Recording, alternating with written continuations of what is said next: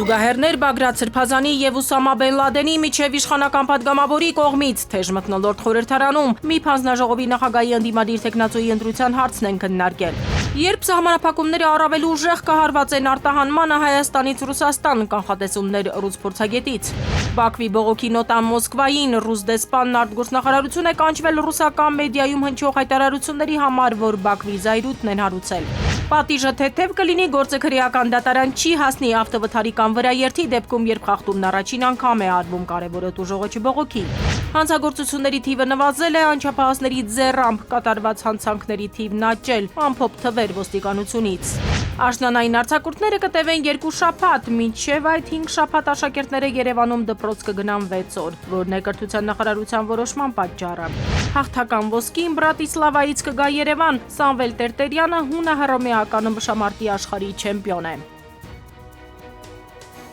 Արմենիայի եթերում նորությունների գլխավոր ժամն է, բարի երեկո, ես Շահանե Մեժլումյանն եմ, ամենակարևորն ու դիտար ժանը մեր եթերում։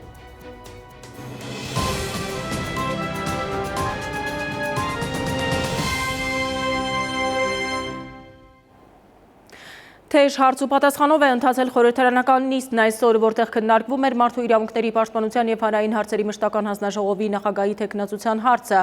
Այդ պաշտոնում թեկնածուն ընդդիմությունից է, որն էլ կոշտ քննադատության է ենթարկել իշխանություններին Հայաստանում քաղաքական հետապնդումների համար։ Մթնոլորտը շիկացել է, երբ իշխանական պատգամավորը զուգահեռներ է տարել Բեն Լադենի եւ Բագրատ Սրբազանի միջև։ Ընդդիմադիր Հայաստան խմբակցությունում մեծ էր գայթակղությունը խորհրդարանի մարդու իրավունքների պաշտպանության ու հանրային հարցերի մշտական հանձնաժողովի նախագահի պաշտոնում առաջադրելու պատգամավոր Արթուր Սարգսյանի թեկնածությունն, ով Սրբազան պայքարի գործով շարունակում է տնային կալանքում մնալ, բայց Սարգսյանը թիմակիցներին խնդրել է ազգային ժողովին գործնական թեկնածություն առաջարկել, քանի որ ինքը եթե անգամ ընտրվի, չի կարողանալու կատարել իր պարտականությունները։ Այսպես քաղաքական ուժի ընտրությունը կանգ է առել պատգամավոր Լիլիթ Գալստյանի թեկնածության վրա։ Թեկնածուն ինքը կարծում է, որ այն ամենն, ինչի հետ մեր երկրում ամեն օր բախվում է քաղաքացին, կապ չունեն ոչ իրավական, ոչ էլ ժողովրդավարական պետության հետ։ Ուսումնասիրությունների համադրումը, ինչպես է մեր ամեն օրը բացահայտում է, թե որքան հեռու է Հայաստանը խոստացված ժողովրդավարական արժեքներից եւ որքան խորն է դե յուրե եւ դե ֆակտո իրականությունների խզումը։ Թեպետ իշխանականներն ու ընդդիմադիրները միասնական որոշում ունեն հանձնաժողովների նախագահների ընտրության ընթացքում սահմանափակել ինչպես հարցերի, այնպես էլ ելույթների քանակը, որ նոր խորհրդարանը չձևավորվի մինչև հաջորդ 2031-ի ընտրությունները։ Գալստյանին հարց ուղղելու համար հերթագրվում է 25 պատգամավոր։ ԿՊԱ-ականների հետ Լիլիթ Գալստյանի հարց ու պատասխանը թեժ է, բայց խորհրդարանում մթնոլորտը շիկանում է, երբ ազգային ժողովի փոխնախագահ Վահագն Ալեքսանյանի հերթն է հասնում։ Խորհրդարանի փոխխոսնակն ասում է, ստիպված այն քրեական վարույթի նյութերն է աչքի տակով անցկացրել, որոնցով անցնում են հենց Հայաստան խմբակցության պատգամավոր Արթուր Սարգսյանն ու Բագրատ arczepiskopos Գալստանյանը։ Էլի հասային աստղիկների պահին, որոնք որ պլանավորում էին շախ տալ Երևանի փողոցներում։ Հետո հիշեցի, որ դուք այդ մարդկանց արդար եք անվանում, որոնք դատվում են տերորիզմի նախապատրաստության գործով, որ Ուսամա Բեն Լադենը Հայաստանում դատապարտված լիներ, արդար անվանելու էիք։ Այդ կարված ցուցմունքներից մեկը դուք պատառիկն եք, մեկ տարբաներ եք, նախադասություն կամ բառեր եք գտնում եւ ուզում եք, որ ես գնահատական տամ։ Ես չեմ կարող գնահատականներ տալ, ինչպես դուք փորձեցիք անել, կտրտված փաստերով եւ դուք հենց այդ մոնտաժված ցուցմունքներից պատառիկ եք կարծում եւ ինձ ասում եք դե գնահատական տուր։ Ընդդիմադիր պատգամավորը որպես հայ առաքելական Սուրբ եկեղեցու հետևորդ վիրավորվում է Ալեքսանյանի համեմատությունից։ Խորհրդարանի փոխխոսնակը շարունակում իր պնդումը։ Առանձնապես մեծ տարբերություն չեմ տեսնում այդ երկու անձանց մեջ ու իմ կրոնական զգացմունքները վիրավորվում են նրանով, երբ որ հայ առաքելական եկեղեցու սպասավորը իրան պահում է մոջահեդի պես, քիչ ամնում մի հատ էլ ջիհադիստի ժիլետ հագնի։ Պրոակտիվ արձագանքը Հայաստան խմբակցության պատգամավորներից Գեգամ Մանուկյանին ներազգային ժողովի իշխանական փոխնախագահից պահանջում էր ձևակերպումների հարցում առավել զուսպ լինել, երբ խոսքը հայ առաքելական Սուրբ եկեղեցու սպասավորին է վերաբերում։ Երբ որ գալիս եք այստեղ ու տերորիզմ պլանավորած մարդկանց մասին ասում եք արդարներ, կներեք դրանից էլ իմ բանն է վիրավորվում, առհասարակ բանականությունն է վիրավորվում։ Հենց հիմա, այս վերջին 3 րոպեներին դուք խախտում եք Հայաստանի Հանրապետության սահմանադրական իրավունքը, անմեղության կանխավարկածը։ Եվ մեկ այլ հարց ԿՊ-ից, որ մարդկանց իրավունքների պաշտպանության հանձնաժողովի նախագահն է հավակնում դառնալ Լիլիթ Գալստյանը։ Իշխանական падգամավորներից Սոնա Ղազարյանը հետաքրքրվեց, ընդդիմության թեկնածուն էլ արձագանքեց բոլոր մարդկանց, Ղազարյանին հիշեցնելով, որ 2008-ի մարտի 1-ի դեպքերի ընթացքում նույնիսկ անձնական երաշխավորություն է ներկայացրել վերջինիս Սկեսրայրի ազատության համար, թեպետ իր քաղաքական ուժը կոալիցիոն իշխանության կազմում էր։ Էդվարդ Պողոսյան, ժամը լրատվական։ Ռուսաստանի սահմանափակումների ազդեցությունը հայկական արտադրանքի մատակարարումների վրա վիճակագրության մեջ նկատելի կդառնա տարվա երկրորդ կեսին։ Ռուսական պետական ՏԱՍՍ գործակալությունն է անդրադարձել թեմային։ Ռուս փորձագետ Աննա Ֆեդյուկինան ՏԱՍՍ-ին ասել է, թե Հայաստանից Ռուսաստան մեկ տարվա ընթացքում մատակարարումները կրճատվել են մոտ 4.6%, իսկ 2024 թվականի համեմատ 12.6%։ Նրա գնահատմամբ սահմանափակումների վերջնական ազդեցությունը հնարավոր կլինի գնահատել միայն տարվա երկրորդ կեսի ավարտից հետո։ Թրիփ նախագծի իրականացման ընթացքի, ինչպես նաև տարածաշրջանային հարցերը վարչապետ Փաշինյանը քննարկել է Միացյալ Նահանգների կոնգրեսի ներկայացուցիչների պալատի անդամ Աբրահամ Համադեի հետ հանդիպմանը։ Վարչապետը կարևորել է Հայաստան-Միացյալ Նահանգներ հարաբերությունների հետևողական զարգացումը, ասել վերջին շրջանում այն կրում է դինամիկ բնույթ։ Փաշինյանը վստահություն է հայտնել, որ Երևան-Վաշինգտոն կապերը կշարունակեն ընդլայնվել ինչպես քաղաքական, այնպես էլ տնտեսական եւ տեխնոլոգիական ոլորտներում։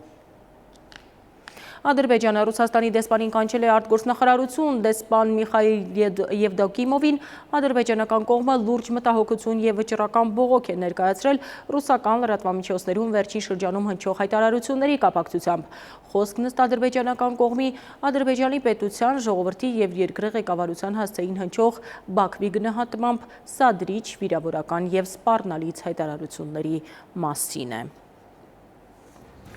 Այժմ այն մասին, թե ինչ ենք դիտելու թողարկման երկրորդ հատվածում։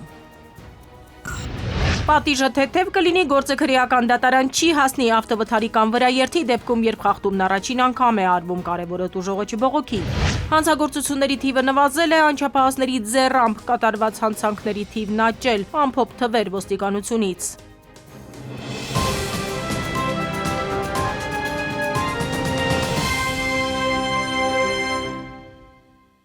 Ռուսաստանի մայրաքաղաք Մոսկվան եւ Մոսկվայի մարզը ենթարկվել են վերջին 2 տարում ուկրաինական անօթաչուների ամենազանգվածային հարձակմանը, կամ վիրավորներ, վնասվել է Վալբերիսի պահեստներից եւս մեկը եւ այլ ենթակառուցվածքներ։ Միայն մայրաքաղաքի ուղղությամբ արձակվել է ավելի քան 600 թռչող սարք։ Բոլոր օդանավակայանների աշխատանքը սահմանափակվել է, հազարավոր մարդիկ մնացել են առանց էլեկտրաէներգիայի։ Ըստ ուկրաինական աղբյուրների, հնարավոր թիրախներից մեկը Մոսկվայի նավթավերամշակման գործարանն է եղել։ Իրանի եւ Միացյալ Նահանգների միջև ձեռք բերված պայմանավորվածությունների իրականացման ճանապարհին գլխավոր խոչընդոտը Իսրայելն է, հայտարարել է Իրանի արտգործնախարար Աբբաս Արաղչին։ Նախարարի խոսքով ձեռք բերված պայմանավորվածությունները բխում էին Իրանի շահերից, սակայն 2 շաբաթ էլ չանցած Միացյալ Նահանգները սկսել է խախտել դրանք։ Նախագահ Թրամփն էլ իր հերթին Truth Social-ի իր էջում գրել է, թե Իրանի հետ ոչ մի բանակցություն կամ զրույց չի ընթանում եւ նախատեսված չէ։ Ըստ նրա, ծովային շրջափակումը մնում է լիակատար ուժի մեջ եւ գործում է։ Վերադառնանք մեր երկիր, հայտնի են Հայաստանի 100 լավագույն ուսանողների անունները։ Բարերար Սամվել Կարապետյանը հյուրընկալել է նրանց իր տարեդարձի նախօրեին եւ յուրաքանչյուրին անձամբ հանձնել հավաստագիրը, որով ստանում են 1 տարվա ուսման վարձի փոխհատուցում։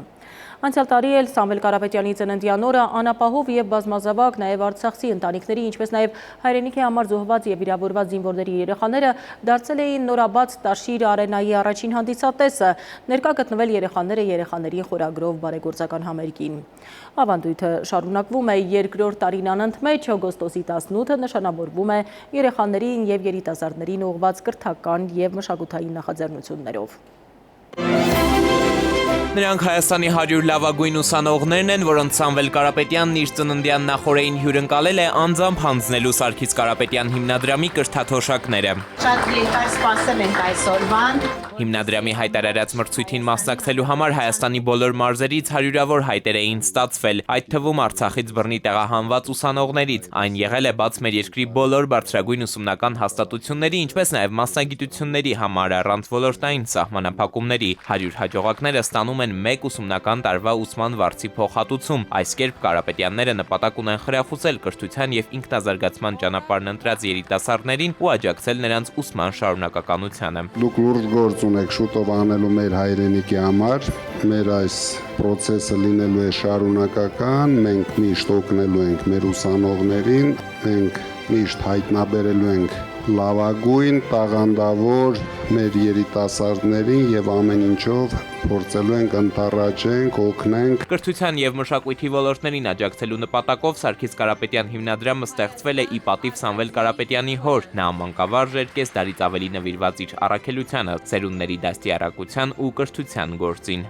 Ես դրանով ուզում եմ ինչ-որ ձևով շարունակեմ իր գործը։ Դիմումների դիտարկման ընթացքում միջին որակական գնահատականից բացի առանցքային դեր են ունեցել ուսանողների մոտիվացիոն նամակները։ Դրանք հնարավորություն են տվել ավելի ամբողջական պատկերացում կազմելու դիմորդների նպատակների, կրթության նկատմամբ վերաբերմունքի եւ ապագա ծրագրերի մասին։ Ցանկանամ ասել, որ այս նախաձեռնությունը ել ավելի լավ հնարավորություն է տալիս, ավելի վստահ քայլելու մեր իսկ ընտրած ուղիով։ Հիմնադրամի գործադիր տնօրեն Գոհար Ղումաշյանն էլ ընդգծում է իրենց գործունեությունը քաղաքական բնույթի չէ, հաշվի առնելով տեղական ինքնակառավարման մարմինների առաջիկա ընտրություններով պայմանավորված սահմանափակումները, մասնավորապես բարեգործության արգելքը, ընտրությունների օրերը հաստատված համայնքներից ընտրված ուսանողները չեն մասնակցել մրցույթի ամփոփմանը։ Այս ծրագրից հետո մենք մշտական կապի մեջ ենք լինելու 100 լավագույն ուսանողների հետ, քանի որ մեզ համար կարևոր է իրենց տեսլականը երկրի զարգացման գործում։ Նմանօրինակ ծրագրերը շարունակական են լինելու, վստահեցնում է Սամվել Կարապետյանը, նշելով, որ կրթության ճանապարհին երիտասարդներին մշտապես աջակցելու են, ձեռքբերումները խրախուսելու։ Էդուարդ Պողոսյան, ժամը լրատվական։ Պատիժը թեթև կլինի, գործը քրեական դատարան չի հասնի, ավտովթարի կամ վրաերթի դեպքում, եթե խախտումը առաջին անգամ է արվում եւ կապ չունի, վնասը ծանր է, թե միջին ծանրության կարևորը տուժողը չբողոքի։ Դատարանները քրեական գործերից բեռնաթափելուն միտված այս նախագիծը փորձագետների մտավախությունն է հարուցել, հանկարծ այն չբերի ճանապարհատրանսպորտային պատահարների ավելացմանը։ Ոչ մահվան ելքով վթարների հեղինակների, ոչ էլ հարբած ղեկին նստող վարորդների համար պատժի մեղմացում չի նախատեսվում։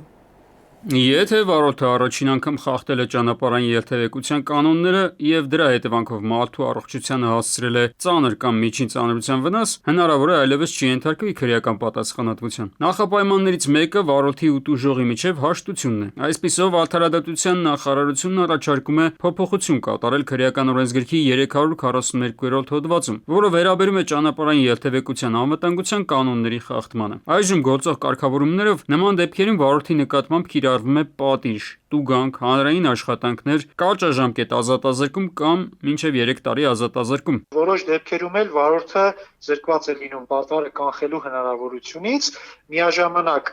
օրինակ առանց տեսախցիկների առկայության, առաջ են գալիս ինչ-որ սուբյեկտիվ գործոններ, սուբյեկտիվ թվային տվյալներ, հնարավոր է դրանք օբյեկտիվին չհամապատասխանեն, օրինակ եմ ցույց բերում սա, բայց պրակտիկայում հանդիպող։ Եվ այդտեղ զուտ տուժի վարորդը, քրեական գործ հարուցվի, հետագայում վերջինս, չգիտեմ, դատապարտվի։ Տարիներով տանեն տուգանային հրապարակ մեքենատ, գործ են հարցում, Իմես հետնուտնը ասում է ցավները տանեմ, ես եմ մեղավորը, վերջ, ես եմ եկել խփել ես արել անել, ասում են չէ, միևնույնն է։ Մենք այսպես միշտ դատական վարույթում իրավունք չունենք գործը փակելու, պիտի գնա դատարան։ Ու մինչև վերջ վարորդի քթից բերում է։ Ճանապարհատրանսպորտային պատահարներին վերաբերող օրինագիծը սակայն նախատեսում է հստակ սահմանափակումներ։ Հաշտության հիմքով քրեական պատասխանատվությունից ազատելու նոր մեխանիզմը չի տարածվելու այն դեպքերի վրա, երբ վրայալթի հետևանքով մարդ է մահացել։ Այն չի կիրառվելու նաև այն դեպքերում, երբ վարորդը եղել է հարբած կամ մեքենան վարել է առանց վարորդական իրավունքը հաստատող վկայականի։ Բացի այդ, եթե անձը նախկինում այս նույն հիմքով արդեն ազատվել է քրեական պատասխանատվությունից, երկրորդ անգամ այդ հնարավորությունից օգտվել չի կարողանալու։ Սա չափազանց կարևոր է այն համատեքստում, որ հանրության մի հատվածին անհանգստացնում են պատժի թեթևացման տանող կարգավորումները, այսինքն կա մտավախություն, որ դրանց հետևանքով ՃՏՊ-ների թիվը Հայաստանում ճանապարհներին կավելանան։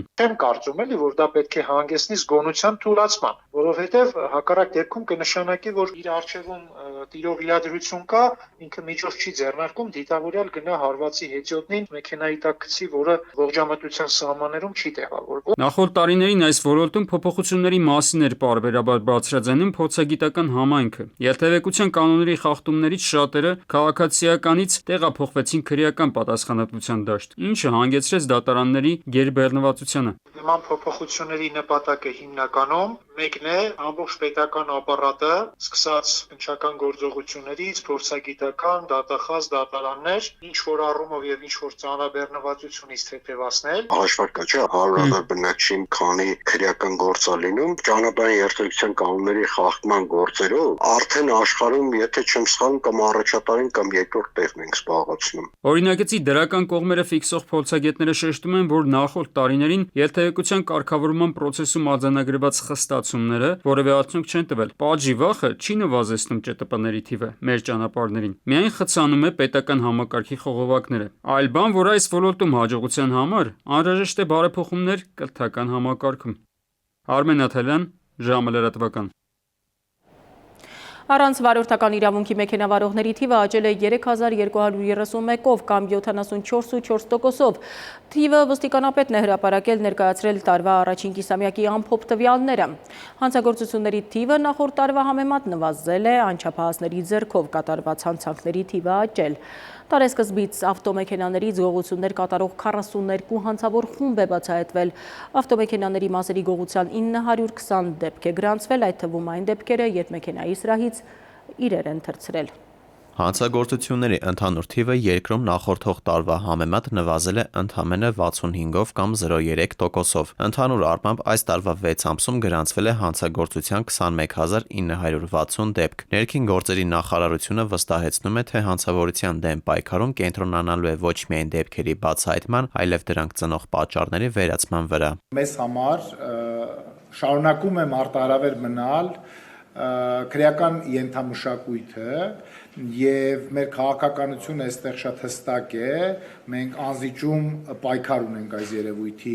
նկատմամբ։ Հանցավորությունը ծնող պատճառները խորքային են նկատեց փոխնախարարը, իսկ դրանց նվազումը ոստիկանությունում պայմանավորում է սեփականության եւ մարդու դեմ ուղղված հանցագործությունների թվի կրճատմամբ։ Քանի որ հաշվետու ժամանակահատվածում ծանր եւ առանձնապես ծանր հանցագործությունների մասնաբաժինը ընդհանուր հանցագործությունների կազմում նվազել է 1.9%-ով։ Արձանագրված դեպքերի 88.2%-ը նվազ հանրային նշանակություն վտանգավորության ներկայացնում ոչ մեծ եւ միջին ծանրության հանցագործություններն են, իսկ 11.8%-ը ծանր եւ առանձնապես ծանր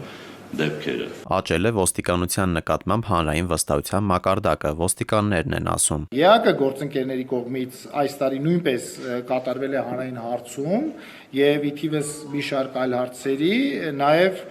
հարցմանը պատասխանող ուրեմն քաղաքացիներից 74.6%-ը վստահում է կամ առնվազն չեզոք դիրք ունի ոստիկանության գործունեության նկատմամբ։ Փորձագետները սակայն հակադրվում են, պնդում են, թե ծառայողները մարդկանց հետ շփվելիս երբեմն կարող են ներկայացնել պահանջներ, որոնք հետագայում իրավական նորմերով չեն հիմնավորվում։ Հարության շրջանում ծառայողների նկատմամբ վստահությունը նվազել է, կարողանում քաղաքացիների հետ դիսկուսի մտնել որպես իրավաբան, այսինքն իրենց թվում է, թե իրենք ունեն կոնկրետ անձեռնմխելիություն եւ եթե գրում են համազգեստ, ապա կարող են քաղաքացիների հետ խոսել ոնց ուզում են, ինչ տոնով ուզում են։ 2026-ի առաջին կիսամյակում գրանցվել է անչափահասների մասնակցությամբ հանցագործության 178 դեպք։ Երեխաներին հանցավոր գործունեության մեջ ներքաշելու համար ըստ փաստաբանների ակտիվորեն օգտագործում են սոցիալական հարթակները։ Ավելացել է թմրանյութերի ապօրինի իրացման հանցակազմի հետ կապված ու հիմնականում Telegram եւ TikTok հարթակներում անչափահասների համար դա հրապուրանք է հեշտ ձևով գումար աշխատելու եւ առանց հասկանալ ինչի մեջ են ներքաշվում, ուղղակի մուտք են գործում։ Միտեղ, որից հետո շատ դժվար է դուրս գալը։ Երկրում 6 ամսում առգրավել է ավելի քան 320 կիլոգրամ տարբեր տեսակի թմրամիջոց։ Փաստաբանները սակայն մնում են այն համոզմանը, թե միայն վիճակագրական բարելավումները չեն նշանակում, թե խնդիրը վերահսկելի է դարձել։ Այն օղակները, որոնք ուղղակի զբաղված են սպառելով կամ ձեռք բերելով, բնականաբար դրանք այդ բուրգի փոքր մասերն են եւ դրանց հարվածելով օգտակար գործողության կոչակիչը իրավապահ համակարգի շատ ճնշին է։ Ոստիկանության նկատմամբ հանրային վստահությունը բարձրացնելու համար, ըստ մասնագետների, անհրաժեշտ է պարբերաբար վերապատրաստել հատկապես քաղաքացիների հետ անմիջական շփում ունեցող ծառայողներին, բարձրացնել նրանց մասնագիտական պատրաստվածությունն ու բարևարկության չափանիշները։ Դավիթ Թադևոսյան, ժամը լրատվական։ Կրկին դադար մեր եթերում կվերադառնանք րոպեներ անց։ Աշնանային արձակուրդները կտևեն 2 շաբաթ, մինչև այդ 5 շաբաթ աշակերտները Երևանում դպրոց կգնան 6 օր, որն է կրթության նախարարության որոշման պատճառը։ Հաղթական ոսկին Բրատիսլավայից կգա Երևան, Սամվել Տերտերյանը հունահռոմեական ըմբշամարտի աշխարհի չեմպիոն է։ Մետեո աշխարհ առավելապես կայուն երկինք ավելին քիչ ուշ։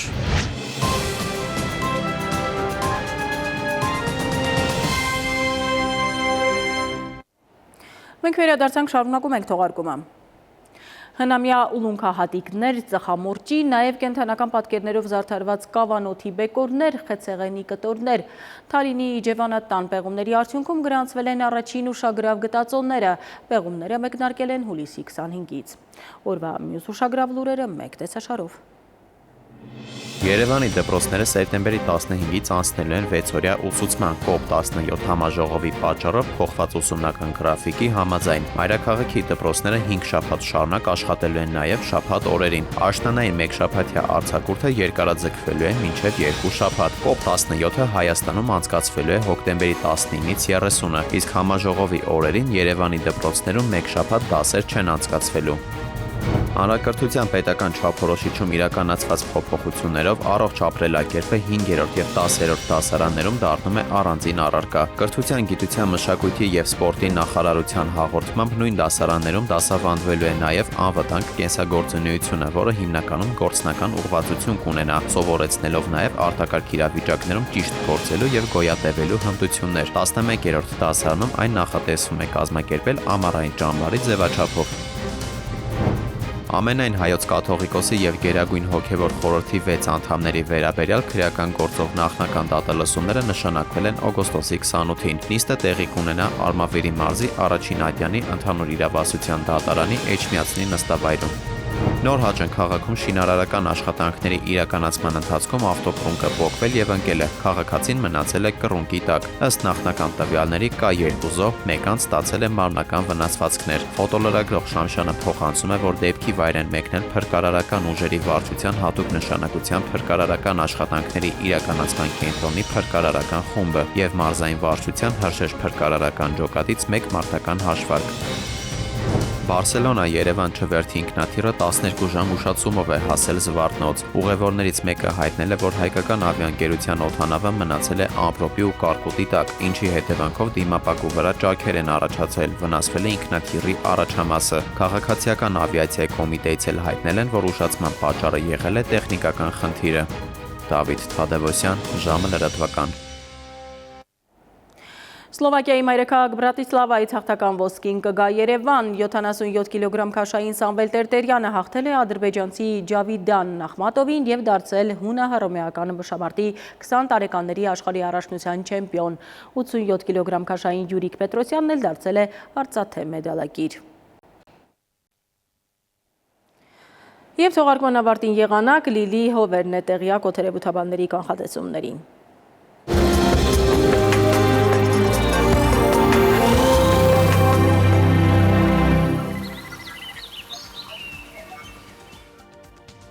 Բարերեկո եղանակի տեսության հովանավորն է գերմանական Վայլանդ ապրանքանիշը, իր որակյալ և գերխնայող գազի կաթսաներով, դրանք պաշտոնապես ներկայացված են էքստերիեր խանութ սրահներում, Վայլանդ ձեր բնակարանի կայուն եղանակը, Մետեո աշխարհ նախ Հայաստան, մեր երկրի մեծ մասում նոր օրը կանցնի առավելապես կայուն պայմաններում, տեղումներ սպասվում են առանձին հյուսիսային գոտիներում, ջերմաստիճանը առաջիկա օրերին կբարձրանա մոտ 4-ից, վաղը ցերեկը Շիրակում, Կոտայքում, Գեղարքունիքում, Արագածոտնի և Վայոց-Ձորի լեռնային գոտիներում կդիտվի 23-ից 28 աստիճան։ Վայոց-Ձորի և Արագածոտնի նախալեռներում սպասվում է 33-ից 36, Լոռիում 24-ից 28, Տավուշում 28-ից 32 աստիճան, Արարատում, Արմավիրում կդիտվի 33-ից 36, Սյունիքի հովտային գոտիներում սպասվում է 30-ից 35, Սյունիքի նախալեռներում 24-ից 28 աստիճան։ Երևանում օրը կանցնի առանց ձեղումների։ Այս գիշեր սպասվում է 18-ից 20, ցերեկը 33-ից 35, երեկոյան 26-ից 28 աստիճան։ Այսքանն էինք պատրաստել այսօրվա համար, ես ձեզ հրաժեշտ եմ տալիս եւ մաղթում խաղաղ գիշեր։